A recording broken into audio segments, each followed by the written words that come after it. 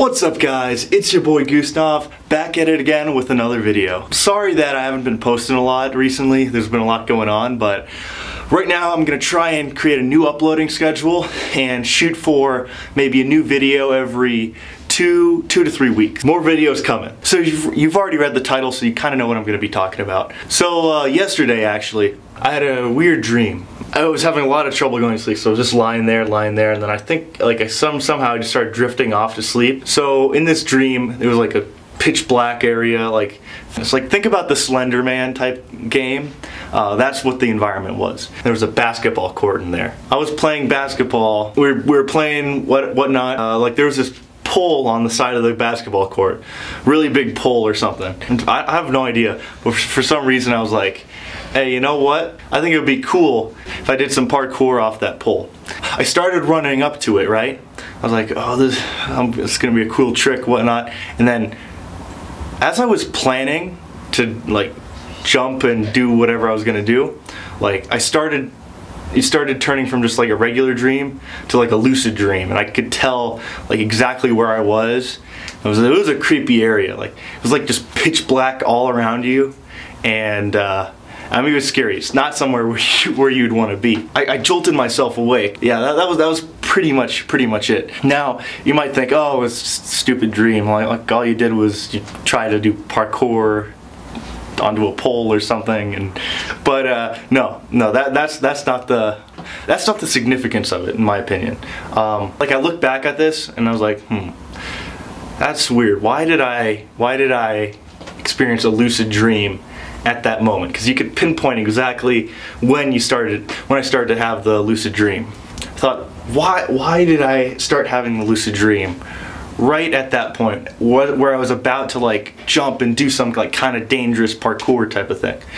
And then initially I thought, maybe it's because like your brain would like kind of wake you up into sentience in order to like be more aware and be able to know what you're doing in a certain situation. Like if you're gonna be like seeking thrills or something, like on a mountain bike, then you're gonna want to be really awake, really conscious of everything in order to like do what you need to do.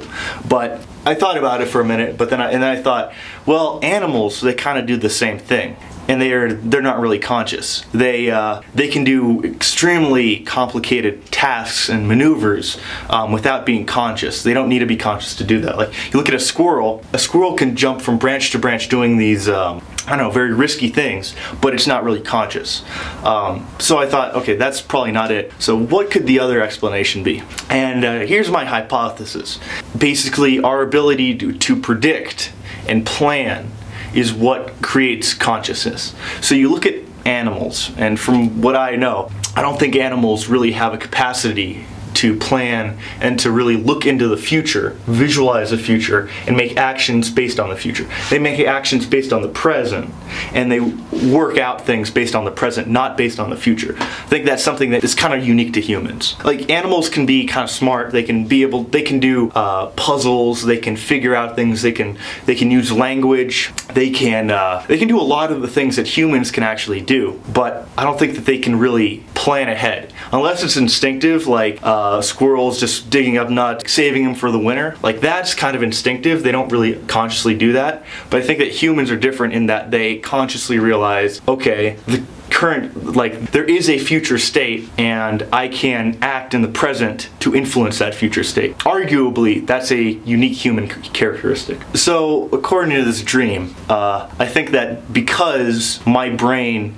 made me sentient at that moment, in the moment where I was planning about how I was gonna do this like parkour thing, jump around, do whatever I was gonna do, my brain was saying, okay, we need your conscious mind to help us out, figure this out right now. Like in your dreams, you can solve puzzles, you can do a bunch of different things. You can do dangerous things, you can be chased by killers, you can be in scary situations, but your consciousness doesn't really arise in that area from that. I don't know, for my own self-experience, whenever I've had a lucid dream, it's come about from instances where I guess I need to plan or I need to look into the future kind of and do things like that.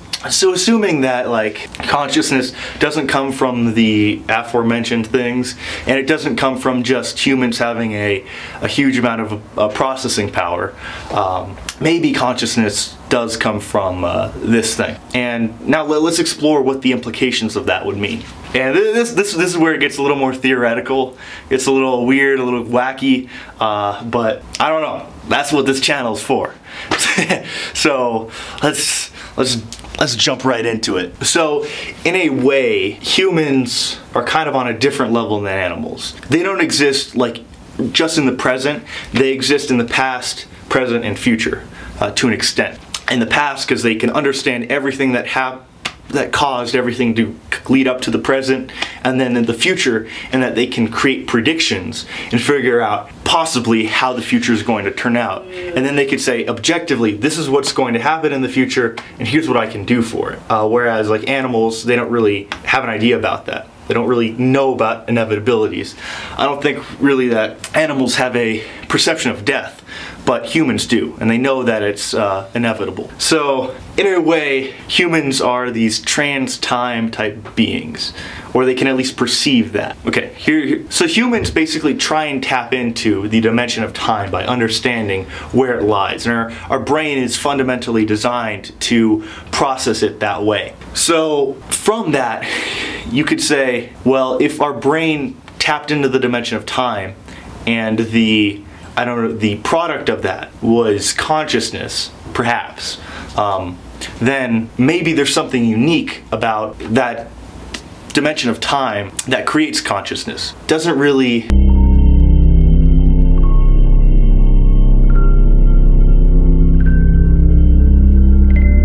Maybe, I don't know. I've thought about this for a day, so maybe like if different spatial dimensions exist, if time exists all at once through a higher dimension too, maybe like higher beings as well exist in those areas, and maybe the fact that humans tap into those dimensions causes consciousness, which is a like an attribute of a higher being.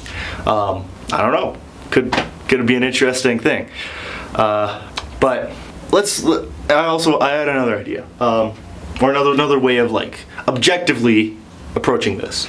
So I don't think, well, aside from like the MPC study you guys probably heard about, I don't think that, and even that's kind of like flawed, and it doesn't really tell you everything, but I don't think there's really a concrete way to measure consciousness, like varied levels of consciousness, like create an equation for that or something like that, and objectively observe consciousness. I think that the only way to do that is actually through dreams, because consciousness is a binary type property. You're either conscious or you're not conscious. I don't know about some people, maybe they're not conscious at all. As far as I know, consciousness is a binary property. You're either dead or you're alive, and when you're alive and awake, then you're conscious, and not like hypnotized or in any other weird state. But when you're dead or you're asleep, you don't really have consciousness. So the way that we could like approach this is look at a place where sentience and non-sentience interacts within like where you can study the instantaneous changes of that. Because when you're going to sleep, it's a gradual shift in consciousness. You're conscious and then you're not conscious, and there's not and it's a natural cycle. So you can't say, let's look at what causes consciousness through you going to sleep. It wouldn't work, because it's just a natural process. You have to look at something kind of unnatural to figure out what causes consciousness. So the big question is, what is the natural cause of consciousness? What marching path of evolution caused humans to develop consciousness? Why did consciousness serve an edge for humans over other animals?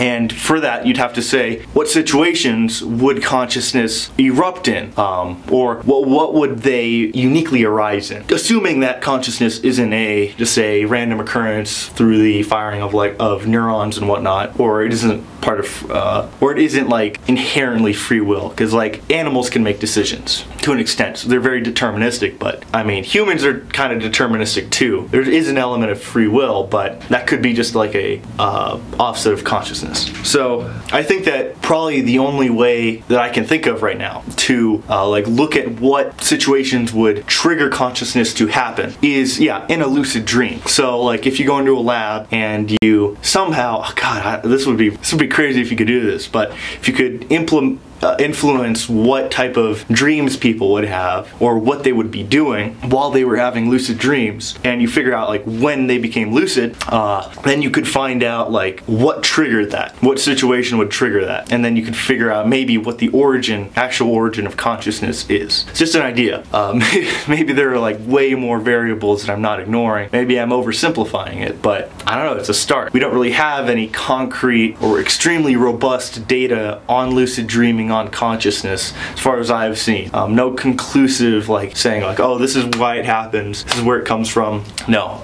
So I mean, think about it. You get like 10 people, 20 people, whatever sample size you want, and they like do like lucid dream tactics, or you make them have a dream journal and you see where the dreams went lucid and whatnot, or you find people who have a lot of lucid dreams and you just record what happens with them. I don't know, that you could take like brain scans, figure out like, okay, what's going on in this person's mind while they're dreaming, parts of the brain get activated. According to that, you could figure out like what mechanisms happen, whatnot.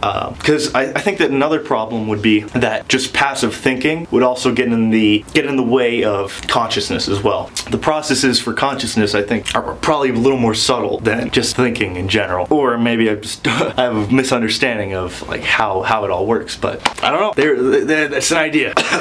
Let me know what you think about this in the comments. If you are a PhD neuroscientist and you say, oh, you're stupid, let me know in the comments. I'll appreciate that. Otherwise, leave a like on this, leave a comment, report my account, get me deleted by YouTube's algorithm. Don't do that, please. It's a joke. There's gonna be some edgelord who's like, oh, you know what? He told me to report his account. You know what's funny? What would be funny if I did that? You know what? I'm gonna report his account. Oh, he got deleted. Oh, epic meme. Oh man, some people, bro. Some people. But anyway, hope you enjoyed this video. Don't forget to do everything I told you already, and brush your teeth, get lots of sleep. Peace. Y'all better subscribe. Y'all better subscribe to Goose now. Peace.